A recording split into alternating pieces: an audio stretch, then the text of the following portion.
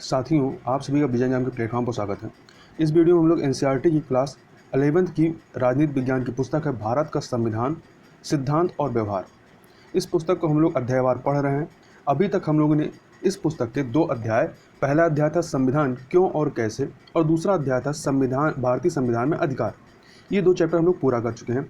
इस वीडियो में हम लोग अध्याय 3, जिसका शीर्षक है चुनाव और प्रतिनिधित्व, इस चैप्टर को हम लोग यहाँ पर पढ़ेंगे। तो चैप्टर को प्रारंभ करते हैं। सबसे पहले इस चैप्टर के बारे में इंट्रोडक्शन देख लेते हैं कि इस चैप्टर में हमें जानकारी क्या मिलेगी। तो क्या आपने कभी शतरंज खेला है? यदि उसमें काला घोड़ा 2.5 घर चलने के बजाय सीधा चलने लगे तो क्या होगा? या क्रिकेट के खेल में यदि अंपायर ना हो तो क्या होगा? प्रत्येक खेल में हमें कुछ नियमों का पालन करना पड़ता है। उन नियमों को बदल दिया जाए तो खेल के परिणाम भी बदल जाएगा। इसी तरह प्रत्येक खेल में एक निष्पक्ष अंपायर होना चाहिए जिसके निर्णयों को सभी खिलाड़ी स्वीकार कर लें। खेल शुरू करने से पहले ही हमें नियमों और अंपायर के बारे में सहमति बनानी पड़ेगी। जो खेल के बारे में सत्य है वही चुनाव के बारे में भी सत्य है।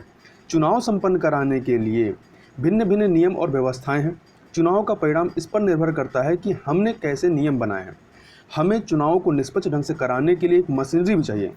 चूँकि ये दोनों ही निर्णय चुनावी राजनीतिक खेल शुरू होने से पहले ही लिए जाने चाहिए, इसलिए इन्हें सरकार पर नहीं छोड़ा जा सकता है। अतः चुनाव के बारे में इन मूलभूत निर्णयों को लोकतांत्रिक देश के संविधान में लिख दिया जाता है कि चुनाव किस प्रकार से होंगे और किस संस्था के द्वारा चुनाव कराया जाएगा।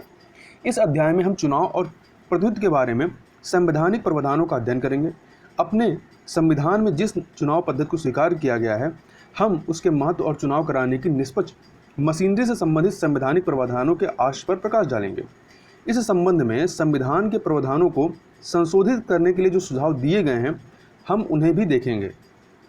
जब आप इस अध्याय को पूरा पढ़ लेंगे तो पढ़ने से आपको निम्न बातों का पता चलेगा। कौन कौन सी? पहला कि चुनाव की विभिन्न विधियां कौन सी हैं, अपने देश की चुनाव व्यवस्था की विशेषताएं क्या हैं, स्वतंत्र और निष्पक्ष चुनाव कराने के प्रावधानों का महत्व और चुनाव सुधार पर होने वाली बहसों के बारे में। तो प्रारंभ करते हैं। तो पहले बात करते हैं चुनाव और लोकतंत्र के बारे में। तो इसको बात करने से पहले हम अपने से ही चुनाव और प्रजातंत्र के बारे में 2 प्रश्न पूछकर अध्याय शुरू कर सकते हैं। कौन से 2 प्रश्न? पहला है कि क्या बिना चुनाव के लोकतंत्र कायम रह सकता है? दूसरा प्रश्न है, क्या बिना लोकतंत्र के चुनाव हो सकता है? पिछली कक्षाओं में हमने जो कुछ भी पढ़ा है उसके उदाहरणों का प्रयोग करते हुए हम इन प्रश्नों पर चर्चा हमें करनी चाहिए। तो चर्चा करते हैं। जो पहला प्रश्न है, पहला प्रश्न क्या है कि क्या बिना चुनाव के लोकतंत्र कायम रह सकता है? तो इस प्रश्न में बात करें तो ये जो पहला प्रश्न है हमें एक बड़े लोकतंत्र में चुनाव की आवश्यकता के बारे में याद दिलाता है। कोई भी निर्णय लेने में सभी नागरिक प्रत्यक्ष रूप से भाग नहीं ले सकते हैं, अतः लोग अपने प्रतिनिधियों को चुनते हैं, इसलिए चुनाव महत्वपूर्ण हो जाता है। हम जब भी भारतीय लोकतंत्र के बारे में सोचते हैं तो सहज ही हमारा ध्यान पिछले चुनावों पर चला जाता है। आज चुनाव पूरी लोकतांत्रिक प्रक्रिया के जाने पहचाने प्रतीक हो गए हैं। हम प्रायः प्रत्यक्ष और अप्रत्यक्ष लोकतंत्र में अंतर करते हैं। प्रत्यक्ष लोकतंत्र में नागरिक रोजमर्रा के फैसलों और सरकार चलाने में सीधे भाग लेते हैं। प्राचीन यूनान के नगर राज्य जो रहे वो प्रत्यक्ष लोकतंत्र के उदाहरण माने जाते हैं। अनेक लोगों के लिए स्थानीय सरकारें, खासतौर से ग्राम सभाएं, प्रत्यक्ष प्रजातंत्र का निकटतम उदाहरण हैं। लेकिन जब लाखों लाख लोगों का निर्णय लेना हो तो इस प्रकार के प्रत्यक्ष लोकतंत्र को व्यवहार में नहीं लाया जा सकता है। इसलिए जनता के शासन का अर्थ समानता जनता के प्रतिनिधियों के द्वारा चलने वाले शासन से है तथा ऐसी व्यवस्था में नागरिक अपने प्रतिनिधियों को चुनते हैं जो देश के शासन और प्रशासन को चलाने में सक्रिय रूप से भाग लेते हैं। इन प्रतिनिधियों को चुनने की विधि को चुनाव या निर्वाचन कहते हैं। अतः महत्वपूर्ण निर्णय लेने और प्रशासन चलाने में नागरिकों की सीमित भूमिका है। वह इन नीतियों के निर्माण में बहुत सक्रिय रूप से सम्मिलित नहीं होते हैं। नागरिक उसमें अप्रत्यक्ष रूप से अपने निर्वाचित प्रतिनिधियों के माध्यम से सम्मिलित होते हैं। जिस व्यवस्था में सभी प्रमुख निर्णय निर्वाचित प्रतिनिधियों के माध्यम से लिए जाएं, उसमें प्रतिनिधियों के निर्वाचन का तरीका बहुत महत्वपूर्ण हो जाता है। दूसरा प्रश्न क्या था? दूसरे प्रश्न की हमने बात की थी कि क्या बिना लोकतंत्र के चुनाव हो सकता है। तो ये जो प्रश्न है हमें इस बात की याद दिलाता है कि सभी चुनाव लोकतांत्रिक नहीं होते हैं। बहुत सारे गैर लोकतांत्रिक देशों में भी चुनाव होते हैं। वास्तव में गैर लोकतांत्रिक शासक स्वयं को लोकतांत्रिक साबित करने के लिए बहुत आतुर रहते हैं। इसके लिए वो चुनावों को ऐसे ढंग से कराते हैं कि उनके शासन को कोई खतरा न हो। क्या आप ऐसे कुछ गैर लोकतांत्रिक चुनाव के उदाहरण दे सकते हैं? आपकी राय में कौन सी बात एक लोकतांत्रिक चुनाव को एक गैर लोकतांत्रिक चुनाव से अलग करती है? किसी देश में चुनाव का लोकतांत्रिक ढंग से संपन्न कराना सुनिश्चित करने के लिए क्या करना चाहिए? ये भी एक प्रश्न है। इसी बिंदु पर संविधान की महत्वपूर्ण भूमिका है। एक लोकतांत्रिक देश का संविधान चुनावों के लिए कुछ मूलभूत नियम बनाता है और इस संबंध में विस्तृत नियम कानून बनाने का काम विधायिका पर छोड़ देता है। मतलब एक फ्रेमवर्क जो है वो संविधान के द्वारा बनाया जाता है और उसमें क्या क्या चीज़ें होंगी या किस प्रकार से वो कार्य करेगा ये विधायिका के ऊपर छोड़ दिया जाता है। ये मूलभूत नियम सामान्यतः हमें बताते हैं कि कौन से मूलभूत नियम है कि कौन मत देने के लिए योग्य है, दूसरा कौन चुनाव लड़ने के लिए योग्य है, तीसरा कौन चुनाव की देखरेख करेगा, चौथा मतदाता अपने प्रतिनिधि कैसे चुनेंगे, और आपका पांचवा है मतगणना कैसे होगी और प्रतिनिधियों का चुनाव कैसे होगा। अन्य लोकतांत्रिक संविधानों की भांति भारत का संविधान भी इन सभी प्रश्नों का उत्तर देता है। आप देख सकते हैं कि इसमें पहले 3 प्रश्नों का जो लक्ष्य है कि कौन मत देने के लिए योग्य है, कौन चुनाव लड़ने के लिए योग्य है और कौन चुनाव की देखरेख करेगा। तो ये 3 प्रश्नों का लक्ष्य एक स्वतंत्र और निष्पक्ष चुनाव है जिसे लोकतांत्रिक चुनाव कहा जा सकता है। अंतिम 2 प्रश्नों का लक्ष्य कौन से मतदाता अपने प्रतिनिधि कैसे चुनेंगे और दूसरा मतगणना कैसे होगी, प्रतिनिधियों का चुनाव कैसे होगा। तो ये 2 प्रश्नों का लक्ष्य न्यायपूर्ण प्रतिनिधित्व है। और इस अध्याय में हम चुनाव के बारे में संवैधानिक प्रावधानों के इन 2 पहलुओं के बारे में या इन 2 पहलुओं की चर्चा करेंगे। आगे चलते हैं। अब बात कर लेते हैं भारत में चुनाव व्यवस्था के बारे में। ऊपर आपने चुनाव की विभिन्न विधियों या व्यवस्थाओं पर गौर किया होगा। आपको आश्चर्य भी होगा कि यह सब क्या है। आपने चुनाव के समय चुनाव प्रचार के लिए अपनाए जाने वाले विभिन्न तरीकों के बारे में पढ़ा होगा, लेकिन चुनाव के विभिन्न तरीके क्या हैं? चुनाव संचालन करने की व्यवस्था है। इसके लिए अधिकारी और नियम भी हैं जो बताते हैं कि क्या करें और क्या ना करें। क्या चुनाव व्यवस्था का यही अर्थ है? आपको आश्चर्य हो सकता है कि क्यों संविधान में यह लिखने की जरूरत पड़ी कि मतगणना कैसे होगी और प्रतिनिधि कैसे चुने जाएंगे। क्या यह स्वयं ही स्पष्ट नहीं है? लोग जाते और वोट देते, जिस प्रत्याशी को अधिकतम वोट मिलते वह चुना जाता। पूरे विश्व में ऐसे ही चुनाव होता है। हमें इसके बारे में क्यों सोचना चाहिए, यह भी एक प्रश्न है। हमें अब देखते हैं क्यों सोचना चाहिए। हमें इसलिए सोचना चाहिए क्योंकि यह प्रश्न उतना सरल नहीं जितना हमें लगता है।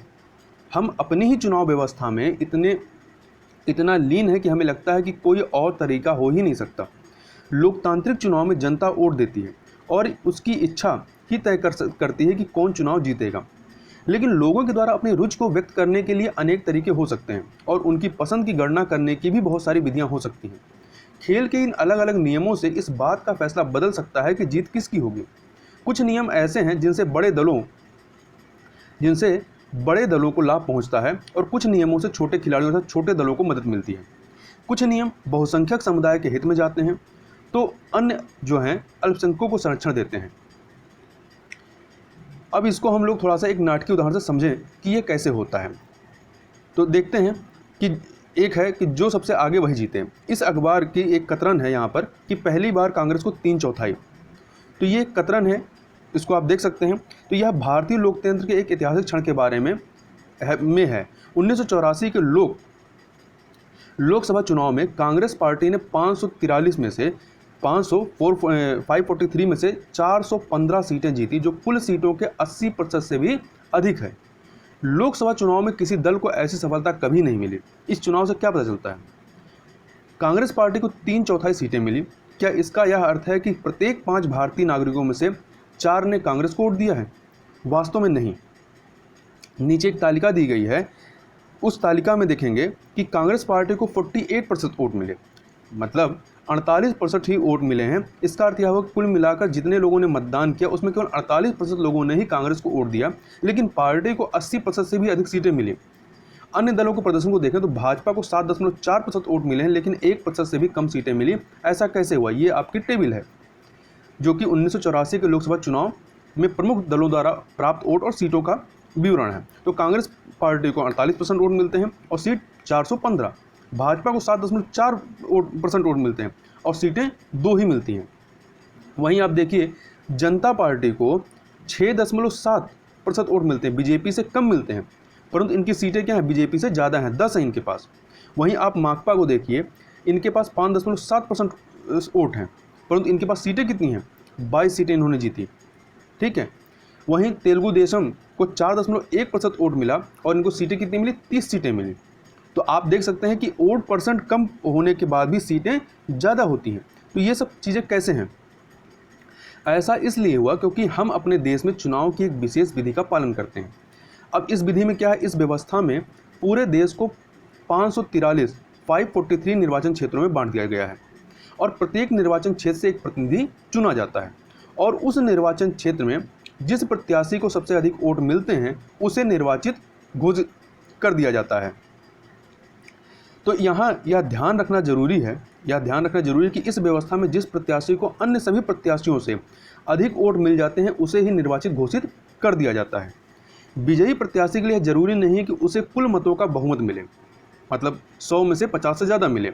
इस विधि को जो सबसे आगे वही जीते प्रणाली, first past the post system, क्या कहते हैं इंग्लिश में, first past the post system कहते हैं।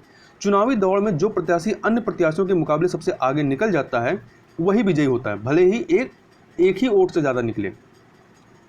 इसे बहुलवादी व्यवस्था भी कहते हैं। संविधान इसी विधि को स्वीकार करता है। आइए अपने उदाहरण की ओर लौटते हैं कि कांग्रेस पार्टी को प्राप्त मतों के अनुपात से ज़्यादा सीटें इसलिए मिली क्योंकि उन अनेक निर्वाचन क्षेत्रों में जहां उसके प्रत्याशी जीते उन्हें 50% से कम वोट मिले।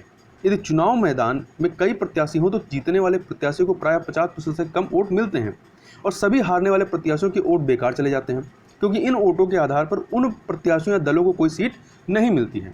मान लीजिए कि किसी पार्टी को प्रत्येक निर्वाचन क्षेत्र में 25% वोट मिलते हैं लेकिन अन्य प्रत्याशियों को उससे भी कम वोट मिलते हैं, तो उस स्थिति में केवल 25% या उससे भी कम वोट पा करके कोई दल सभी सीटें जीत सकता है। अब एक और है विधि समानुपातिक प्रतिनिधित्व का। ये जो है आइए इसकी तुलना हम लोग इजराइल में होने वाले चुनावों से करें जहां एक बिल्कुल भिन्न चुनाव व्यवस्था का पालन किया जाता है। इजराइल में मतगणना के बाद प्रत्येक पार्टी को संसद में उसी अनुपात में सीटें दे दी जाती हैं जिस अनुपात में उन्हें वोटों में हिस्सा मिलता है तथा प्रत्येक पार्टी चुनाव से पहले अपने प्रत्याशियों की एक प्राथमिकता सूची जारी कर देती है और अपने उतने ही प्रत्याशियों को उस प्राथमिकता सूची से चुन लेती है जितनी सीटों का कोटा उसे दिया जाता है। चुनाव की इस व्यवस्था को क्या कहते हैं, समानुपातिक प्रतिनिधित्व प्रणाली कहते हैं। इस प्रणाली में किसी पार्टी को उतनी ही प्रतिशत सीटें मिलती हैं जितनी प्रतिशत उसे वोट मिलते हैं। समानुपातिक प्रतिनिधित्व के दो प्रकार होते हैं। कुछ देशों जैसे कि इजराइल या नीदरलैंड में पूरे देश को एक निर्वाचन क्षेत्र माना जाता है, जबकि भारत में कितना था, 543 निर्वाचन क्षेत्र माना जाता है और प्रत्येक पार्टी को राष्ट्रीय चुनाव में प्राप्त वोटों के अनुपात में सीटें दे दी जाती हैं। दूसरा तरीका अर्जेंटीना और पुर्तगाल में देखने को मिलता है, जहां पूरे देश को बहुसदस्यीय निर्वाचन क्षेत्रों में बांट दिया जाता है और प्रत्येक पार्टी प्रत्येक निर्वाचन क्षेत्र के लिए अपने प्रत्याशियों की सूची जारी करती है जिसमें उतने ही नाम होते हैं जितने प्रत्याशियों को उस निर्वाचन क्षेत्र से चुना जाना होता है। इन दोनों ही रूपों में मतदाता राजनीतिक दलों को वोट देते हैं, न कि उनके प्रत्याशियों को। भारत में क्या होता है, प्रत्याशियों को हम वोट देते हैं। एक पार्टी को किसी निर्वाचन क्षेत्र में जितने मत प्राप्त होते हैं उसी आधार पर उसे उस निर्वाचन क्षेत्र में सीटें दे दी जाती हैं। अतः किसी निर्वाचन क्षेत्र के प्रतिनिधि वास्तव में राजनीतिक दलों के प्रतिनिधि होते हैं। भारत में हमने समानुपातिक प्रतिनिधित्व प्रणाली को केवल अप्रत्यक्ष चुनाव के लिए ही सीमित रूप में अपनाया है। अप्रत्यक्ष जैसे कि राष्ट्रपति का चुनाव, उपराष्ट्रपति का चुनाव। हमारा संविधान राष्ट्रपति, उपराष्ट्रपति, राज्यसभा और विधान परिषदों के चुनावों के लिए समानुपातिक प्रतिनिधित्व प्रणाली का एक तीसरा और जटिल स्वरूप प्रस्तावित करता है। यहाँ आगे बढ़ने से पहले इजराइल वाला थोड़ा सा एग्जाम्पल देख लेते हैं। तो इजराइल में चुनावों के लिए समानुपातिक प्रतिनिधित्व प्रणाली अपनाई गई है। वहाँ विधायिका, जिसको नेशेट कहते हैं, कि चुनाव प्रत्येक 4 वर्ष पर होते हैं और प्रत्येक पार्टी अपने प्रत्याशियों की सूची जारी करती है। लेकिन मतदाता जो प्रत्याशियों को नहीं, वन पार्टियों को वोट देते हैं। और भारत में क्या होता है, पार्टी को नहीं, हम प्रत्याशी को वोट देते हैं और प्रत्येक पार्टी को प्राप्त वोटों के अनुपात में ही विधायिका में उस पार्टी को सीटें मिलती हैं। इससे सीमित जनाधार वाली छोटी पार्टियों को भी विधायिका में कुछ प्रतिनिधित्व मिल जाता है। यहाँ पे शर्त यह है कि विधायिका में सीट पाने के लिए न्यूनतम 1.5% वोट मिलने चाहिए। इससे क्या होता है, इसका फायदा क्या है, इससे बहुदलीय गठबंधन सरकारें बनती हैं, तो किसी एक सरकार का पूरा कब्जा नहीं होता है। अब आगे चलते हैं।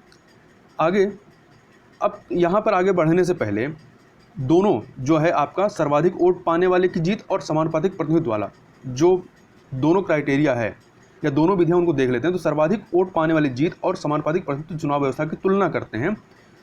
तो यदि सर्वाधिक वोट पाने वाले की जीत देखें तो इसमें पूरे देश को छोटी छोटी भौगोलिक इकाइयों में बांट देते हैं, जिसे निर्वाचन क्षेत्र या जिला कहते हैं। जबकि समानुपातिक प्रतिनिधि क्या करते हैं, किसी बड़े भौगोलिक क्षेत्र को एक निर्वाचन क्षेत्र मान लिया जाता है, जैसे कि इजराइल में, और पूरा का पूरा देश एक निर्वाचन क्षेत्र गिना जा सकता है। दूसरा अंतर क्या है कि सर्वाधिक वोट पाने वाले की जीत वाले में हर निर्वाचन क्षेत्र में से केवल एक प्रतिनिधि चुना जाता है, जबकि समानुपातिक प्रतिनिधि में क्या होता है, एक निर्वाचन क्षेत्र से कई प्रतिनिधि चुने जा सकते हैं। तीसरा जो है सर्वाधिक वोट पाने वाले की जीत वाले में क्या है कि मतदाता प्रत्याशी को वोट देता है, और समानुपातिक प्रतिनिधि में क्या होता है, मतदाता पार्टी को वोट देता है। सर्वाधिक वोट पाने वाले की जीत का जो क्राइटेरिया, इसमें क्या है, पार्टी को प्राप्त वोटों के अनुपात से अधिक या कम सीटें विधायिका में मिल सकती हैं। जबकि समानुपातिक प्रतिनिधि वाले में क्या है कि हर पार्टी को प्राप्त मत के अनुपात में विधायिका में सीटें हासिल होती हैं। तथा जो सर्वाधिक वोट पाने वाले की जीत वाला जो क्राइटेरिया है, इसमें विजयी उम्मीदवार को जरूरी नहीं कि वोटों का बहुमत जो है 50% से अधिक हो। जबकि समानुपातिक प्रतिनिधि में क्या है कि विजयी उम्मीदवारों को वोटों का बहुमत हासिल होता है, मतलब 50% से अधिक उसे मिलना चाहिए। अब यदि सर्वाधिक वोट पाने वाले की जीत वाला जो क्राइटेरिया, जो विधि है, कहाँ अपनाया जाता है, यूनाइटेड किंगडम और भारत में ये विधि अपनाई जाती है। जबकि ये मतलब फास्ट और पोस्ट सिस्टम वाला जो है, ये आपका भारत में और यूनाइटेड किंगडम में है। जबकि समानुपातिक प्रतिनिधित्व वाला जो है वो इजराइल और नीदरलैंड में। और यहीं पे यह भी ध्यान रखिएगा कि समानुपातिक प्रतिनिधित्व वाला जो क्राइटेरिया है यह भारत में भी अपनाया जाता है, परंतु किन चुनाव में, जो अप्रत्यक्ष चुनाव होते हैं, जैसे कि आपका राष्ट्रपति, उपराष्ट्रपति, राज्यसभा, विधान परिषद के चुनाव, तो वहाँ पे कुछ मतलब सीमा तक जो है वो समानुपातिक प्रतिनिधित्व को अपनाया जाता है। आगे चलते हैं, आगे थोड़ा सा हम लोग बात कर लेते हैं राज्यसभा के चुनाव में जो समानुपातिक प्रतिनिधित्व की प्रणाली अपनाई जाती है, किस प्रकार से अपनाई जाती है, उसको एक बार थोड़ा सा समझने का प्रयास करते हैं। तो समानुपातिक प्रतिनिधित्व का एक तीसरा स्वरूप जो है हमें भारत में राज्यसभा चुनाव में देखने को मिलता है। इसे एकल संक्रमणीय मत प्रणाली कहते हैं। ठीक है, इसमें क्या होता है कि प्रत्येक राज्य को राज्यसभा में सीटों का निश्चित कोटा प्राप्त होता है। राज्यों की विधानसभा के सदस्यों द्वारा इन सीटों के लिए चुनाव किया जाता है, और इसमें राज्य के विधायक ही मतदाता होते हैं। मतदाता चुनाव में खड़े सभी प्रत्याशियों को अपनी पसंद के अनुसार एक वरीयता क्रम में मत देते हैं कि पहले स्थान पर हम इनको रखते हैं, दूसरे पे इनको रखते हैं, तीसरे पे इनको रखते हैं। जीतने के लिए किसी प्रत्याशी को मतों का एक कोटा प्राप्त करना पड़ता है, जो निम्नलिखित फार्मूले के आधार पर निकाला जाता है। फार्मूला क्या है, तो इसमें फार्मूला यह है कि कुल मतदान मतलब जितने विधायकों के कुल मतदान बटा के कुल विजयी उम्मीदवार +1 और टोटल का +1। उदाहरण के लिए यदि राजस्थान के 200 विधायकों को राज्यसभा के लिए 4 सदस्य चुनने हैं, तो विजयी उम्मीदवार कितनी मतदान प्राप्त करने होंगे, तो कुल मतदान कितना है, 200 है। कितनी सीटें चुननी है या कितने सदस्य चुनने हैं, 4, तो 4 + 1 और टोटल का +1, तो ये 200/5 हो गया +1, तो 200/5 कितना हो गया, 40 + 1, मतलब एक सदस्य को वो सीट क्लियर करने के लिए, जीतने के लिए 41 जो है मत प्राप्त करने होंगे, तभी वह विजयी घोषित होगा। अब आगे चलते हैं, इसी में देखते हैं, तो इसी में यदि आगे बात करें कि जब मतगणना होती है तब उम्मीदवारों को प्राप्त प्रथम वरीयता वोट गिना जाता है, और प्रथम वरीयता वोटों की गणना के बाद यदि प्रत्याशियों की वांछित संख्या वोटों का कोटा नहीं प्राप्त कर पाती तो पुनः मतगणना की जाती है। ऐसे प्रत्याशी को मतगणना से निकाल दिया जाता है जिसे प्रथम वरीयता वाले सबसे कम वोट मिले हैं, उसके वोटों को अन्य प्रत्याशियों में बांट दिया जाता है। ऐसे करने से प्रत्येक मत पर अंकित द्वितीय वरीयता वाले प्रत्याशियों को वह मत क्या होता है, हस्तांतरित कर दिया जाता है। इस प्रक्रिया को तब तक जारी रखा जाता है जब तक वांछित संख्या के बराबर प्रत्याशियों को विजयी घोषित न कर दिया जाए। यहाँ तो वांछित संख्या क्या थी, उदाहरण में राज्यसभा के लिए 4 सदस्य चुने थे, तो यहाँ पर वांछित संख्या 4 के बराबर प्रत्याशियों को विजयी घोषित नहीं कर दिया जाता है। अब आगे हम लोग बात करेंगे कि भारत में सर्वाधिक वोट से जीत की प्रणाली क्यों स्वीकार की गई है। ठीक है, तो इस प्रश्न के उत्तर का अनुमान लगाना बहुत कठिन नहीं है। यदि आपने ऊपर बॉक्स में राज्यसभा की चुनाव प्रक्रिया में पढ़ा होगा तो आपकी समझ में आ गया होगा यह प्रक्रिया काफ़ी जटिल है, जो किसी छोटे देश में तो लागू हो सकती है पर उपमहाद्वीप जैसे विशाल देश भारत में नहीं। सर्वाधिक वोट से जीत वाली व्यवस्था की सफलता इसकी लोकप्रियता का कारण है। उन सामान्य मतदाताओं के लिए जिन्हें राजनीति और चुनाव का विशेष ज्ञान नहीं है, इस पूरी चुनाव व्यवस्था को समझना अत्यंत सरल है। इसके अतिरिक्त चुनाव के समय मतदाताओं के पास स्पष्ट विकल्प होता है तो मतदाताओं को वोट करते समय किसी प्रत्याशी या दल को केवल स्वीकृति प्रदान करना होता है। राजनीति की वास्तविकता को ध्यान में रखकर मतदाता किसी प्रत्याशी को भी वरीयता दे सकता है और किसी दल को भी दे सकता है। वह चाहे तो इन दोनों में मतदान के समय संतुलन बनाने की भी कोशिश कर सकता है। यह प्रणाली मतदाताओं को केवल दलों में ही नहीं वन उम्मीदवारों में भी चयन का स्पष्ट विकल्प देती है, जबकि जो समानुपातिक प्रतिनिधित्व वाला है उसमें आप पार्टी को वोट देते हैं। अन्य चुनावी व्यवस्था में खासतौर पर समानुपातिक प्रतिनिधित्व प्रणाली में मतदाताओं को किसी एक दल को चुनने का विकल्प दिया जाता है, लेकिन प्रत्याशियों का चयन पार्टी द्वारा जारी की गई सूची के अनुसार होता है। वहां आप कौन सा प्रत्याशी चुनना चाहते हैं ये आपकी इच्छा पर नहीं होगा। इस प्रकार किसी क्षेत्र विशेष का प्रतिनिधित्व करने वाला और उसके प्रति उत्तरदायी कोई एक प्रतिनिधि नहीं होता है, लेकिन सर्वाधिक वोट से जीत वाली व्यवस्था में किसी निर्वाचन क्षेत्र के मतदाता जानते हैं कि उनका प्रतिनिधि कौन है और उसे उत्तरदायी ठहरा सकते हैं। आगे चलते हैं तो लेकिन इन चीज़ों में सबसे महत्वपूर्ण बात यह है कि संविधान निर्माता समझते थे कि समानुपातिक प्रणाली पर आधारित चुनाव संसदीय प्रणाली में सरकार के स्थायित्व के लिए उपयुक्त नहीं होंगे। जब हम लोग अगले अध्याय में चलेंगे तो अगले अध्याय में हम संसदीय प्रणाली की प्रकृति के बारे में पढ़ेंगे और इस व्यवस्था की जो मांग है कि कार्यपालिका को विधायिका में बहुमत प्राप्त हो। आप देखेंगे कि समानुपातिक प्रणाली से स्पष्ट बहुमत मिलने में कठिनाई होगी, क्योंकि मतों के प्रतिशत के अनुपात में विधायिका में सीटें बढ़ जाएंगी और सर्वाधिक मत से जीत वाली प्रणाली में अमूमन बड़े दलों या गठबंधनों को बोनस के रूप में कुछ अतिरिक्त सीटें मिल जाती हैं। ये सीटें उन्हें प्राप्त मतों के अनुपात से अधिक होती हैं। अतः यह प्रणाली एक स्थायी सरकार बनाने का मार्ग प्रशस्त कर संसदीय सरकार को सुचारू और प्रभावी ढंग से काम करने का अवसर देती है, जिसको हम लोगों ने अपनाया है।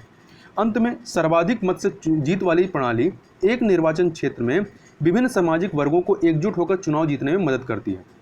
भारत जैसे विविधता वाले देशों में समानुपातिक प्रतिनिधित्व प्रणाली प्रत्येक समुदाय को अपनी एक राष्ट्रव्यापी पार्टी बनाने को प्रेरित करेगी। संभवतः यह बात भी हमारे संविधान बनाने वाले को दिमाग में रही होगी। संविधान का अब तक का कामकाज संविधान निर्माताओं की अपेक्षाओं को प्रमाणित करता है। संविधान निर्माताओं की उम्मीदों को संविधान की कार्यप्रणाली से प्राप्त अनुभव प्रमाणित करता है। सर्वाधिक मत से जीत वाली प्रणाली जो है वो आम मतदाता के लिए एक सरल और सुपरिचित सिद्ध हुई है। इसने केंद्र और राज्यों में बड़े दलों को स्पष्ट बहुमत प्राप्त करने में मदद की है। इस प्रणाली ने उन दलों को भी हतोत्साहित किया है जो किसी एक जाति या समुदाय से ही अपने सभी वोट प्राप्त करते हैं। सामान्यतः सर्वाधिक मत से जीत वाली प्रणाली से द्विदलीय व्यवस्था उभरती है। इसका मतलब है कि सत्ता के लिए दो प्रमुख प्रतियोगी हैं और यही दोनों बारी बारी से सत्ता प्राप्त करते हैं। नए दलों या किसी तीसरी पार्टी को इस प्रतियोगिता में सम्मिलित होने और सत्ता प्राप्त करने में कठिनाई होती है। इस संदर्भ में भारत में इस प्रणाली का अनुभव कुछ अलग है। स्वतंत्रता के बाद यदि हमने सर्वाधिक मत से जीत वाली प्रणाली अपनाई, फिर भी एक दल का वर्चस्व उभर कर सामने आया। शुरुआत में इसके साथ साथ अनेक छोटे दल भी अस्तित्व में रहे। 1989 के बाद भारत में बहुदलीय गठबंधनों की कार्यप्रणाली को देखा जा सकता है। इसी के साथ अनेक राज्यों में धीरे धीरे द्विदलीय प्रतियोगिता उभर रही है। लेकिन भारत की दलीय प्रणाली की प्रमुख विशेषता यह है कि गठबंधन सरकारों के आने से नए और छोटे दलों को सर्वाधिक मत से जीत वाली प्रणाली के बावजूद चुनावी प्रतियोगिता में प्रवेश करने का मौका मिला है। अब बात कर लेते हैं निर्वाचन क्षेत्रों के आरक्षण के संदर्भ में। हमने पहले पढ़ा कि सर्वाधिक मत से जीत वाली प्रणाली में किसी निर्वाचन क्षेत्र में जिस किसी उम्मीदवार को सबसे अधिक वोट मिल जाते हैं उसे ही चुना हुआ घोषित कर दिया जाता है। इससे छोटे छोटे सामाजिक समूहों को अहित हो जाता है और यह भारतीय सामाजिक परिवेश में और अधिक महत्वपूर्ण है। हमारे यहाँ जाति आधारित भेदभाव का इतिहास रहा है। ऐसी सामाजिक व्यवस्था में सर्वाधिक मत से जीत वाली प्रणाली का परिणाम यह होगा कि दबंग सामाजिक समूह और जातियाँ हर जगह जीत जाएंगे और दलित उत्पीड़ित सामाजिक समूहों को कोई प्रतिनिधित्व प्राप्त नहीं हो पाएगा। हमारे संविधान निर्माता इस कठिनाई से वाकिफ थे और ऐसे दलित उत्पीड़ित सामाजिक समूहों के लिए उचित और न्यायपूर्ण प्रतिनिधित्व सुनिश्चित करने की आवश्यकता समझते थे। इसके संदर्भ में एक संविधान सभा का वाद विवाद खंड से तजामुल हुसैन का एक वक्तव्य है। इन्होंने कहा कि पृथक निर्वाचन मंडल की व्यवस्था भारत के लिए अभिशाप रही है। इसने देश को अपूर्णीय क्षति की है। पृथक निर्वाचन मंडल ने हमारी प्रगति को धूमिल किया है। हम अर्थात मुसलमान राष्ट्र में मिल जाना चाहते हैं। खुदा के वास्ते मुस्लिम समुदाय के लिए किसी प्रकार के आरक्षण पर विचार न करें। ये तजामुल हुसैन का संविधान के वाद विवाद के दौरान इनका कथन था।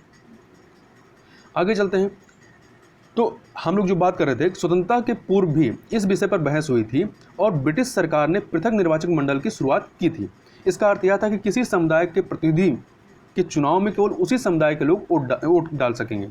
संविधान सभा के अनेक सदस्यों को इस पर शंका थी। उनका विचार था कि यह व्यवस्था हमारे उद्देश्यों को पूरा नहीं करेगी, इसलिए आरक्षित निर्वाचन क्षेत्रों की व्यवस्था को अपनाया गया। इस व्यवस्था के अंतर्गत किसी निर्वाचन क्षेत्र में सभी मतदाता वोट तो डालेंगे, लेकिन प्रत्याशी केवल उसी समुदाय या सामाजिक वर्ग का होगा जिसके लिए वह सीट आरक्षित है, और उसके लिए सभी लोग मिलकर के मतदान करेंगे। अनेक ऐसे सामाजिक समूह हैं जो पूरे देश में फैले हुए हैं।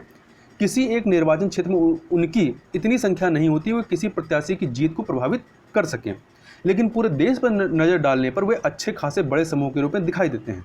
उन्हें समुचित प्रतिनिधित्व देने के लिए आरक्षण की व्यवस्था जरूरी हो जाती है। संविधान अनुसूचित जातियों और अनुसूचित जनजातियों के लिए लोकसभा और राज्यसभा की विधानसभाओं में आरक्षण की व्यवस्था करता है। प्रारंभ में यह व्यवस्था 10 वर्षों के लिए की गई थी, पर अनेक संवैधानिक संशोधनों द्वारा इसे बढ़ाकर 2010 तक कर दिया गया और इसे फिर से आगे बढ़ा दिया गया। आरक्षण की अवधि खत्म होने पर संसद इसे और आगे बढ़ाने का निर्णय ले सकती है। इन दोनों समूहों की, SC और ST की, आरक्षित सीटों का वही अनुपात है जो भारत की जनसंख्या में इनका अनुपात है। मतलब जनसंख्या में इनके अनुपात के अनुसार ही इनको 543 सीटों में इनको सीटें आरक्षित की गई हैं। तो आज लोकसभा की 543 निर्वाचित सीटों में से 79 सीटें अनुसूचित जाति अर्थात SC को, और 41 सीटें जो है वो अनुसूचित जनजाति के लिए आरक्षित हैं। ठीक है, ST के लिए। आगे बढ़ने से पहले यहाँ पर संविधान सभा वाद विवाद खंड का एक जयपाल सिंह का एक उद्धरण है या इनका वक्तव्य है। इन्होंने कहा कि लेकिन मैं भारत के आदिवासियों के बारे में कुछ कहना चाहता हूँ। ब्रिटिश सरकार प्रमुख राजनीतिक दलों और हर प्रबुद्ध भारतीय नागरिक को धन्यवाद कि उनके ही कारण हमें अब तक ऐसे अलग थलग करके रखा गया था जैसे किसी को चिड़ियाघर में रखा जाता है। हम आपके साथ घुलने मिलने को तैयार हैं और इसी कारण हमने व्यवस्थापिकाओं में सीटों के आरक्षण की मांग पर जोर दिया है। हमने पृथक प्रतिनिधित्व की मांग नहीं की। 1935 के अधिनियम के अंतर्गत पूरे भारत के सभी विधानसभाओं में 1585 में से कुल 24 विधायक आदिवासी थे और केंद्र में तो एक भी नहीं था। तो ये एक बताता है कि यदि हम इनको आरक्षित नहीं करेंगे तो इनका प्रतिनिधित्व ही नहीं मिल पाएगा। आगे चलते हैं, फिर से हम लोग कॉन्टेक्स्ट पे आते हैं कि कौन से निर्वाचन क्षेत्र आरक्षितों को यह कौन तय करता है, किस आधार पर यह निर्णय लिया जाता है। यह निर्णय एक स्वतंत्र संस्था द्वारा लिया जाता है जिसे परिसीमन आयोग कहते हैं। क्या कहते हैं? परिसीमन आयोग कहते हैं। राष्ट्रपति परिसीमन आयोग का गठन करते हैं। यह चुनाव आयोग के साथ मिलकर काम करता है और इसका गठन पूरे देश में निर्वाचन क्षेत्रों की सीमा खींचने के उद्देश्य से किया जाता है। प्रत्येक राज्य में आरक्षण के लिए निर्वाचन क्षेत्रों का एक कोटा होता है। प्रत्येक राज्य में आरक्षण के लिए निर्वाचन क्षेत्रों का एक कोटा होता है जो उस राज्य में अनुसूचित जाति या अनुसूचित जनजाति की संख्या के अनुपात में होता है। यहाँ एक फैक्ट और आप याद रखिएगा कि जो जाति के आधार पर जो आरक्षित की गई सीटें वो केवल SC और ST के लिए, OBC के लिए नहीं की गई हैं। तथा आगे देखते हैं, परिसीमन के बाद परिसीमन आयोग जो है प्रत्येक निर्वाचन क्षेत्र में जनसंख्या की संरचना देखता है। जिन निर्वाचन क्षेत्रों में अनुसूचित जनजातियों की जनसंख्या सबसे ज़्यादा है उसे उनके लिए आरक्षित कर दिया जाता है। अनुसूचित जातियों के मामले में परिसीमन आयोग 2 बातों पर ध्यान देता है। कौन से? आयोग उन निर्वाचन क्षेत्रों को चुनता है जिसमें अनुसूचित जातियों का अनुपात ज़्यादा होता है, लेकिन वह इन निर्वाचन क्षेत्रों को राज्य के विभिन्न भागों में फैला भी देता है। ऐसा इसलिए कि अनुसूचित जातियों का पूरे देश में बिखराव समरूप है। जब कभी भी परिसीमन का काम होता है इन आरक्षित निर्वाचन क्षेत्रों में कुछ परिवर्तन कर दिया जाता है।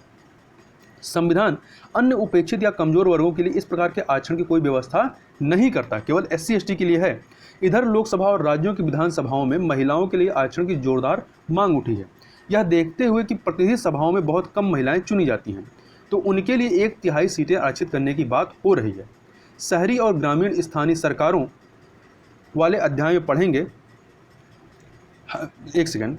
शहरी और ग्रामीण स्थानीय सरकारों महिलाओं के लिए सीटें जो है वो आरक्षित कर दी गई। मतलब जो पंचायत चुनाव होते हैं या जो नगर पालिका के चुनाव होते हैं उसमें आपकी सीटें महिलाओं के लिए आरक्षित हैं। इसे हम स्थानीय सरकार वाले जो अध्याय है उसके अंतर्गत इस चीज़ को पूरे तरीके से विस्तार चर्चा करेंगे। लोकसभा और विधानसभा में ऐसी ही व्यवस्था करने के लिए संविधान का संशोधन करना पड़ेगा। तो अभी जो महिलाओं को सीटों का आरक्षण है केवल वो जो स्थानीय संस्थाएं हैं जैसे कि नगर पंचायत है, ग्राम पंचायत है, वहाँ पर हैं, परंतु विधानसभा और राज्यसभा में मतलब लोकसभा के अंतर्गत ऐसा नहीं किया गया है। तो इसके लिए क्या करना पड़ेगा, संविधान का संशोधन करना पड़ेगा। इसके लिए लोकसभा में कई बार संशोधन प्रस्ताव लाया गया पर उसे पारित नहीं किया जा सका। अब हम लोग बात करते हैं स्वतंत्र और निष्पक्ष चुनाव के संबंध में। तो किसी भी चुनाव प्रणाली की कसौटी यह है कि वह एक स्वतंत्र और निष्पक्ष चुनाव प्रक्रिया सुनिश्चित कर सके। यदि हम लोकतंत्र को एक जमीनी हकीकत बनाना चाहते हैं तो यह जरूरी है कि चुनाव प्रणाली निष्पक्ष और पारदर्शी हो। चुनाव प्रणाली ऐसी होनी चाहिए जिससे मतदाताओं की आकांक्षाएं चुनाव परिणामों में न्यायपूर्ण ढंग से व्यक्त हो सकें। तथा अब इसमें आगे चलते हैं। अब बात करते हैं सार्वभौमिक वयस्क मताधिकार और चुनाव लड़ने के अधिकार के संबंध में। तो चुनाव का तरीका निर्धारित करने के अतिरिक्त संविधान जो है वो चुनाव के बारे में दो अन्य मूल प्रश्नों को उत्तर देता है। क्या कि मतदाता कौन है, मतलब कौन मत दे सकता है, और कौन चुनाव लड़ सकता है। इन दोनों बिंदुओं पर हमारा संविधान पूर्ण रूप से स्थापित लोकतांत्रिक परंपराओं का पालन करता है। आप जानते हैं कि लोकतांत्रिक चुनाव में देश के सभी वयस्क नागरिकों को चुनाव में वोट देने का अधिकार होना जरूरी है। इसी को सार्वभौमिक वयस्क मताधिकार के नाम से जानते हैं। अनेक देशों में नागरिकों को इस अधिकार को प्राप्त करने के लिए अपने शासकों से बहुत लंबी लड़ाई लड़नी पड़ी। बहुत से देशों में तो महिलाओं को यह अधिकार काफ़ी देर और बड़े संघर्ष के बाद मिला। भारतीय संविधान निर्माताओं ने एक महत्वपूर्ण निर्णय के द्वारा प्रत्येक वयस्क भारतीय नागरिक को वोट देने का अधिकार प्रदान किया। 1989 तक 21 वर्ष से ऊपर के भारतीय नागरिकों को वयस्क भारतीय माना जाता था, मतलब जो 21 वर्ष के हैं उन्हीं को वयस्क माना जाता था। और 1989 में संविधान में एक संशोधन के द्वारा इसे घटा करके 18 वर्ष कर दिया गया। वयस्क मताधिकार सभी नागरिकों को अपने प्रतिनिधियों की चयन प्रक्रिया में भाग लेने का अवसर प्रदान करता है। यह समानता और गैर भेदभाव के सिद्धांत के अनुरूप है, जिसका अध्ययन हमने अधिकारों वाले अध्याय में, इसके पहले जो अध्याय हमने पढ़ा था वहाँ पर किए हैं। अनेक लोग पहले और आज भी ऐसा मानते हैं कि बिना शैक्षिक योग्यता के या शैक्षणिक योग्यता के सभी को वोट देने का अधिकार देना सही निर्णय नहीं था। लेकिन हमारे संविधान निर्माताओं को सभी नागरिकों की योग्यता और महत्व में समान रूप से विश्वास था कि वे समाज, देश और अपने निर्वाचन क्षेत्र के हित में निर्णय ले सकते हैं। जो वोट देने के अधिकार के बारे में सच है वही चुनाव लड़ने के अधिकार के बारे में भी सच है। सभी नागरिकों को चुनाव में खड़े होने की और जनता का प्रतिनिधि होने का अधिकार है, लेकिन विभिन्न पदों पर चुनाव लड़ने की न्यूनतम आयु अर्हता जो है वो भिन्न भिन्न है। उदाहरण के लिए लोकसभा या विधानसभा चुनाव में खड़े होने के लिए उम्मीदवारों को कम से कम 25 वर्ष का होना चाहिए। तो याद रखिएगा, लोकसभा और विधानसभा के लिए 25 वर्ष। कुछ और भी प्रतिबंध हैं, जैसे एक कानूनी प्रतिबंध यह है कि यदि किसी व्यक्ति को किसी अपराध के लिए 2 या 2 से अधिक वर्षों के लिए जेल हुई हो तो वह चुनाव लड़ने के लिए योग्य नहीं है। लेकिन चुनाव लड़ने के लिए आय, शिक्षा, वर्ग या लिंग के आधार पर कोई प्रतिबंध नहीं है। इस रूप में हमारी चुनाव व्यवस्था सभी नागरिकों के लिए खुली हुई है। अब हम लोग बात कर लेते हैं स्वतंत्र निर्वाचन आयोग के संदर्भ में। तो भारत में चुनाव प्रक्रिया को स्वतंत्र और निष्पक्ष बनाने के लिए कई प्रयास किए गए। एक स्वतंत्र निर्वाचन आयोग की स्थापना इसमें सबसे महत्वपूर्ण कदम है, जो चुनाव के संचालन और देखरेख के लिए बनाया गया है। क्या आप जानते हैं कि अनेक देशों में चुनाव कराने किसी स्वतंत्र मशीनरी का अभाव है? हम लोग आगे बढ़ने से पहले जो अनुच्छेद 324 है, तो यहाँ एक चीज़ ध्यान रखिएगा कि निर्वाचन के संदर्भ में भारत के संविधान के भाग 15 में निर्वाचन के संदर्भ में अर्थात इलेक्शन के संदर्भ में प्रावधान किए गए हैं। और इसके अंतर्गत अनुच्छेद 324 से लेकर के अनुच्छेद 339 का 329 का तक के बीच में सारे प्रावधानों के बारे में बताया गया है। तो यहाँ से हम सबसे पहले अनुच्छेद 324 का जो एक है उसको देख लेते हैं कि इसमें क्या कहा गया है। तो इसमें कहा गया है कि इस संविधान के अधीन संसद और प्रत्येक राज्य के विधानमंडल के लिए कराए जाने वाले सभी निर्वाचनों के लिए तथा राष्ट्रपति और उपराष्ट्रपति के पदों के निर्वाचनों के लिए निर्वाचक नामावली तैयार कराने का और उन सभी निर्वाचनों के संचालन का अधीक्षण, निर्देशन और नियंत्रण एक आयोग में निहित होगा, जिसे इस संविधान में निर्वाचन आयोग कहा गया है। तो भारतीय संविधान का अनुच्छेद 324 निर्वाचनों के लिए मतदाता सूची तैयार करने और चुनाव के संचालन का अधीक्षण, निर्देशन और नियंत्रण का अधिकार एक स्वतंत्र निर्वाचन आयोग को देता है। संविधान के ये शब्द जो हैं बहुत ही महत्वपूर्ण हैं, क्योंकि ये निर्वाचन आयोग को चुनावों से संबंधित हर बात पर अंतिम निर्णय करने की भूमिका सौंपते हैं। सर्वोच्च न्यायालय ने भी संविधान की इस व्याख्या से सहमति व्यक्त की है। भारत के निर्वाचन आयोग की सहायता करने के लिए प्रत्येक राज्य में एक मुख्य निर्वाचन अधिकारी नियुक्त होता है। और निर्वाचन आयोग जो है ये स्थानीय निकायों के चुनाव के लिए जिम्मेदार नहीं होता है। याद रखिएगा, जो भारत का निर्वाचन आयोग है, ठीक है, वो स्थानीय निकायों के चुनाव के लिए जिम्मेदार नहीं होता। जैसा कि हम स्थानीय सरकारों वाले अध्याय में पढ़ेंगे, इसके लिए राज्यों में राज्य निर्वाचन आयुक्त होते हैं जो निर्वाचन आयोग से अलग कार्य करते हैं और इनमें से प्रत्येक का काम करने का अपना एक अलग दायरा होता है। भारत का निर्वाचन आयोग एक सदस्यीय या बहुसदस्यीय भी हो सकता है। 1989 तक निर्वाचन आयोग जो है एक सदस्यीय था। 1989 के आम चुनाव के ठीक पहले 2 अन्य निर्वाचन आयुक्तों की नियुक्ति कर इसे बहुसदस्यीय बना दिया गया। तो इस प्रकार से अब इसमें 3 सदस्य हैं। चुनाव के बाद उसे फिर एक सदस्यीय बना दिया गया था। फिर 1993 में इसे पुनः 2 निर्वाचन आयुक्तों की नियुक्ति हो और निर्वाचन आयोग बहुसदस्यीय हो गया। तब से यह बहुसदस्यीय बना हुआ है। शुरू में बहुसदस्यीय निर्वाचन आयोग को लेकर के तरह तरह की शंकाएं थीं। मुख्य निर्वाचन आयुक्त और अन्य आयुक्तों के बीच इस बात पर घोर मतभेद था कि किसको कितनी शक्ति प्राप्त है। इसका समाधान सर्वोच्च न्यायालय को करना पड़ा। अब इस बात पर सामान्य सहमति है कि बहुसदस्यीय निर्वाचन आयोग जो है ये ज़्यादा उपयुक्त है, क्योंकि इससे आयोग की शक्तियों में साझेदारी हो गई है और आयोग पहले से कहीं ज़्यादा जवाबदेह बन गया है। मुख्य निर्वाचन आयुक्त जो है ये निर्वाचन आयोग की अध्यक्षता करता है, लेकिन अन्य दोनों निर्वाचन आयुक्तों की तुलना में उसे ज़्यादा शक्तियाँ प्राप्त नहीं हैं। ये तीनों में से पहला तो है, मतलब अध्यक्षता करता है, परंतु शक्तियाँ वो अन्य से ज़्यादा नहीं है उसके पास। मतलब तीनों में बराबर ही शक्तियाँ हैं। एक सामूहिक संस्था के रूप में चुनाव संबंधी हर निर्णय में मुख्य निर्वाचन आयुक्त और अन्य दोनों निर्वाचन आयुक्तों की शक्तियाँ समान हैं। उनकी नियुक्ति जो है वो राष्ट्रपति द्वारा मंत्रिपरिषद के परामर्श पर की जाती है। तो याद रखिएगा, इनकी नियुक्ति कैसे होती है? राष्ट्रपति द्वारा मंत्रिपरिषद के परामर्श पर की जाती है। ऐसे में संभव है कि सरकार के द्वारा किसी ऐसे हितैषी की नियुक्ति निर्वाचन आयोग में कर दी जाए जो चुनाव में सरकार का समर्थन करे। इस शंका के चलते अनेक लोगों ने इस प्रक्रिया को बदलने का सुझाव दिया है। उनका सुझाव है कि इसके लिए एक भिन्न प्रक्रिया का पालन किया जाना चाहिए, जिसमें मुख्य निर्वाचन आयुक्तों की नियुक्ति में विपक्ष के नेता और भारत के मुख्य न्यायाधीश से परामर्श करना जरूरी होना चाहिए तथा संविधान मुख्य निर्वाचन आयुक्त और निर्वाचन आयुक्तों के कार्यकाल की सुरक्षा देता है। इनका कार्यकाल कितना होता है? तो उन्हें 6 वर्षों के लिए अथवा 65 वर्ष की आयु तक, इन दोनों में जो भी पहले खत्म हो, नियुक्त किया जाता है। तो इनका टेन्योर के बारे में याद रखिएगा। यहीं पर यह भी ध्यान रखिएगा, जो कैग होता है, महालेखाकार जो होता है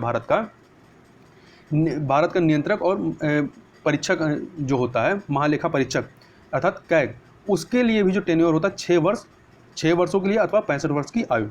और वही चीज़ आपका निर्वाचन आयुक्त के लिए भी होता, मुख्य निर्वाचन आयुक्त के लिए भी होता है। मुख्य निर्वाचन आयुक्त को कार्यकाल समाप्त होने के पूर्व राष्ट्रपति द्वारा हटाया जा सकता है, पर इसके लिए संसद के दोनों सदनों को विशेष बहुमत से पारित कर इस आशय का एक प्रतिवेदन राष्ट्रपति को भेजना होगा। अब ये विशेष बहुमत क्या है, इसको थोड़ा सा समझ लेते हैं।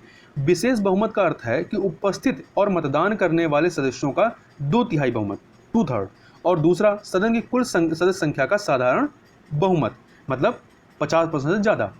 मान लीजिए कि आपको अपनी कक्षा में विशेष बहुमत से एक प्रस्ताव पास करना है। कल्पना करिए कि आपकी कक्षा में 75 विद्यार्थी हैं, लेकिन मतदान के दिन केवल 51 विद्यार्थी उपस्थित हैं और उनमें केवल 50 ने ही मतदान में भाग लिया, एक ने भाग नहीं लिया। इस परिस्थिति में अब कब कह सकेंगे कि प्रस्ताव विशेष बहुमत से पास हो गया है?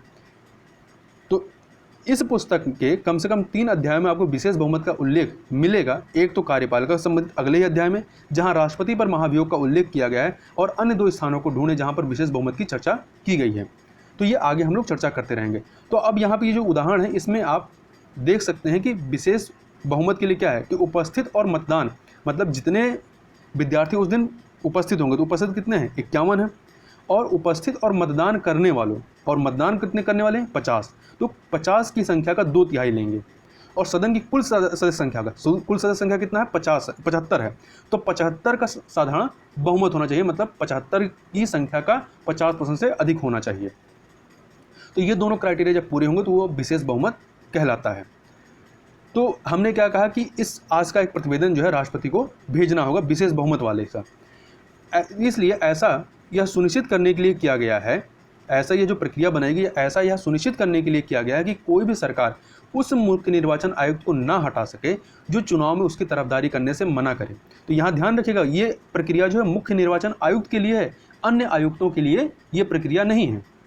निर्वाचन आयुक्तों को भारत राष्ट्रपति जो है वो हटा सकता है। भारत के निर्वाचन आयोग के पास काफ़ी सारे काम हैं। क्या क्या काम है? पहला, वह मतदाता सूची को नया करने के काम की देखरेख करता है। पूरा प्रयास करता है कि मतदाता सूचियों में गलतियां ना हो, अर्थात पंजीकृत मतदाताओं के नाम ना छूट जाएं और ना ही उसमें ऐसे लोगों के नाम हो जो मतदान के अयोग्य हो या जीवित ही ना हो। दूसरा, चुनाव आयोग चुनाव का समय और चुनाव का पूरा कार्यक्रम तय करता है। इस कार्यक्रम में निम्न बातों का उल्लेख होता है। क्या? चुनाव की अधिघोषणा करना, नामांकन प्रक्रिया शुरू करने की तिथि, मतदान की तिथि, मतगणना की तिथि और चुनाव परिणामों की घोषणा। इस पूरी प्रक्रिया में निर्वाचन आयोग को स्वतंत्र और निष्पक्ष चुनाव कराने के लिए निर्णय लेने का पूरा अधिकार है। वह पूरे देश या किसी राज्य या किसी निर्वाचन क्षेत्र में चुनावों को इस आधार पर स्थगित या रद्द कर सकता है कि वहां माकूल माहौल नहीं है तथा स्वतंत्र और निष्पक्ष चुनाव कराना संभव नहीं है। निर्वाचन आयोग राजनीतिक दलों और उनके उम्मीदवारों के लिए एक आदर्श आचार संहिता लागू करता है। वह किसी भी निर्वाचन क्षेत्र में दोबारा चुनाव कराने की आज्ञा दे सकता है।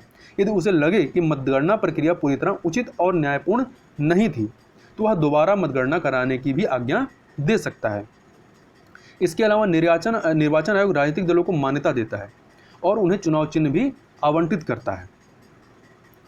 इसके आगे चलते हैं। निर्वाचन आयोग के पास बहुत ही सीमित कर्मचारी होते हैं, इनके पास कर्मचारियों की संख्या बहुत कम होती है, तो वह प्रशासनिक मशीनरी की मदद से चुनाव कराता है। लेकिन एक बार चुनाव प्रक्रिया शुरू हो जाने पर चुनाव संबंधी कार्यों के संबंध में आयोग का पूरी प्रशासनिक मशीनरी पर नियंत्रण हो जाता है। चुनाव प्रक्रिया के दौरान राज्य और केंद्र सरकार के प्रशासनिक अधिकारियों को चुनाव संबंधी कार्य दिए जाते हैं और इस संबंध में निर्वाचन आयोग का उन पर पूरा नियंत्रण होता है।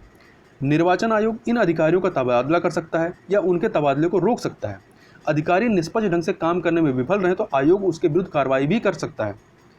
विगत वर्षों में निर्वाचन आयोग एक स्वतंत्र सत्ता के रूप में उभरा है जिसने चुनाव प्रक्रिया की निष्पक्षता सुनिश्चित करने के लिए अपनी शक्तियों का प्रयोग किया है और उसने चुनाव प्रक्रिया की गरिमा बनाए रखने के लिए निष्पक्ष और न्यायपूर्ण ढंग से काम किया है।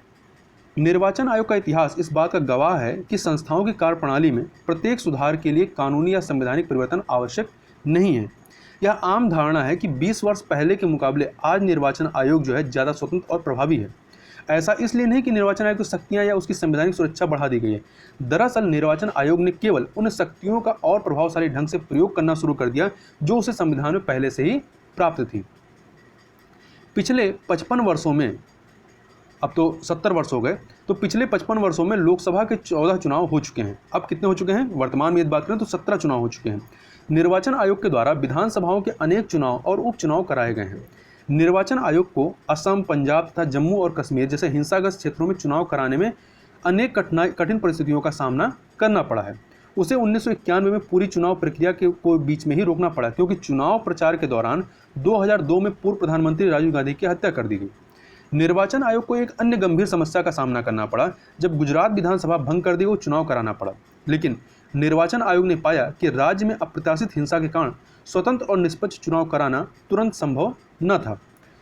निर्वाचन आयोग ने राज्य में विधानसभा चुनाव को कुछ महीनों के लिए स्थगित करने का निर्णय लिया तथा सर्वोच्च न्यायालय ने निर्वाचन आयोग के इस निर्णय को वैध ठहराया, मतलब वैलिड करार दिया। अब आगे चलते हैं, आगे बात कर लेते हैं हम चुनाव सुधार के संबंध में। तो चुनाव की कोई प्रणाली जो है वो कभी भी आदर्श नहीं हो सकती, उसमें अनेक कमियां और सीमाएं होती हैं।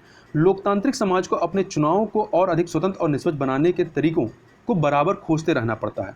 वयस्क मताधिकार, चुनाव लड़ने की स्वतंत्रता और एक स्वतंत्र निर्वाचन आयोग की स्थापना को स्वीकार कर भारत में चुनावों को स्वतंत्र और निष्पक्ष बनाने की कोशिश की गई है। लेकिन पिछले 50 वर्षों और वर्तमान में 70 वर्षों के अनुभवों के बाद हमारी चुनाव प्रणाली में सुधार के लिए अनेक सुझाव दिए गए हैं। चुनाव सुधारों के सुझाव निर्वाचन आयोग, विभिन्न राजनीतिक दलों, स्वतंत्र समूहों और अनेक विद्वानों द्वारा दिए गए हैं। इनमें से कुछ सुझाव जो है इस अध्याय में उल्लिखित संवैधानिक प्रावधानों को संशोधित करने के बारे में है। कौन कौन से ये प्रावधान या सुझाव हैं? पहला, हमारी चुनाव व्यवस्था को सर्वाधिक मत से जीत वाली प्रणाली के स्थान पर किसी प्रकार की समानुपातिक प्रतिनिधित्व प्रणाली लागू करनी चाहिए। इससे राजनीतिक दलों को उसी अनुपात में सीटें मिलेंगी जिस अनुपात में उन्हें वोट मिलेंगे। दूसरा, संसद और विधानसभाओं में 1/3 सीटों पर महिलाओं को चुनने के लिए विशेष प्रावधान बनाया जाए, मतलब उनके लिए सीटें आरक्षित की जाएं। तीसरा, चुनावी राजनीति में धन के प्रभाव को नियंत्रित करने के लिए और अधिक कठोर प्रावधान होने चाहिए तथा सरकार को एक विशेष निधि से चुनावी खर्चों का भुगतान करना चाहिए, मतलब चुनाव कराने के लिए एक फंड का बनाना चाहिए और उससे लोगों को पैसा आवंटित करना चाहिए। चौथा, किसी उम्मीदवार के विरुद्ध फौजदारी का मुकदमा हो तो उसे चुनाव लड़ने से रोक दिया जाना चाहिए, भले ही उसने इसके विरुद्ध न्यायालय में अपील कर रखी हो। इसके अलावा चुनाव प्रचार में जाति और धर्म के आधार पर की जाने वाली किसी भी अपील को पूरी तरह से प्रतिबंधित कर देना चाहिए। इसके साथ ही राजनीतिक दलों की कार्यप्रणाली को नियंत्रित करने के लिए तथा उनकी कार्यविधि को और अधिक पारदर्शी तथा लोकतांत्रिक बनाने के लिए कानून होना चाहिए। ये कुछ सीमित सुझाव हैं और इन सुझावों पर कोई आम राय नहीं है, लेकिन यदि उन पर आम राय बन भी जाए तो भी कानून और औपचारिक प्रावधान एक सीमा तक ही कारगर हो सकते हैं। वास्तव में स्वतंत्र और निष्पक्ष चुनाव तभी हो सकते हैं जब सभी उम्मीदवार, राजनीतिक दल और वे सभी लोग जो चुनाव प्रक्रिया में भाग लेते हैं लोकतांत्रिक प्रतिस्पर्धा की भावना का सम्मान करें। कानूनी सुधारों के अतिरिक्त दो और तरीके हैं जिनसे यह सुनिश्चित किया जा सकता है कि चुनाव जनता की अपेक्षाओं और लोकतांत्रिक आकांक्षाओं को व्यक्त करें। पहला तो यह कि जनता को स्वयं ही और अधिक सतर्क रहना चाहिए तथा राजनीतिक कार्यों में और अधिक सक्रियता से भाग लेना चाहिए। लेकिन आम आदमी के लिए नियमित रूप से राजनीति में भाग लेने की अपनी सीमाएं हैं, इसलिए यह जरूरी है कि अनेक राजनीतिक संस्थाओं और राजनीतिक संगठनों का विकास किया जाए जो स्वतंत्र और निष्पक्ष चुनाव सुनिश्चित कराने के लिए पहरेदारी कर सकें। अब इस चैप्टर के निष्कर्ष में चलते हैं कि इस पूरे चैप्टर का निष्कर्ष क्या है। तो जिन देशों में प्रतिनिधित्व वाला लोकतंत्र है वहाँ चुनाव और चुनाव का प्रतिनिधित्व वाला स्वरूप लोकतंत्र को प्रभावी और विश्वसनीय बनाने में निर्णायक भूमिका निभाता है। भारत में चुनाव व्यवस्था की सफलता अनेक आधारों पर मापी जा सकती है। पहला, हमारी चुनाव व्यवस्था ने मतदाताओं को न केवल अपने प्रतिनिधियों को चुनने की स्वतंत्रता दी, बल्कि उन्हें केंद्र और राज्यों में शांतिपूर्ण ढंग से सरकारों को बदलने का अवसर भी दिया है। दूसरा, मतदाताओं ने चुनाव प्रक्रिया में लगातार रुचि ली है और उसमें भाग लिया है। चुनाव में भाग लेने वाले उम्मीदवारों और दलों की संख्या लगातार बढ़ रही है। तीसरा, चुनाव व्यवस्था में सभी को स्थान मिला है और यह सभी को साथ लेकर चलती है। हमारे प्रतिनिधियों की सामाजिक पृष्ठभूमि भी धीरे धीरे बदली है।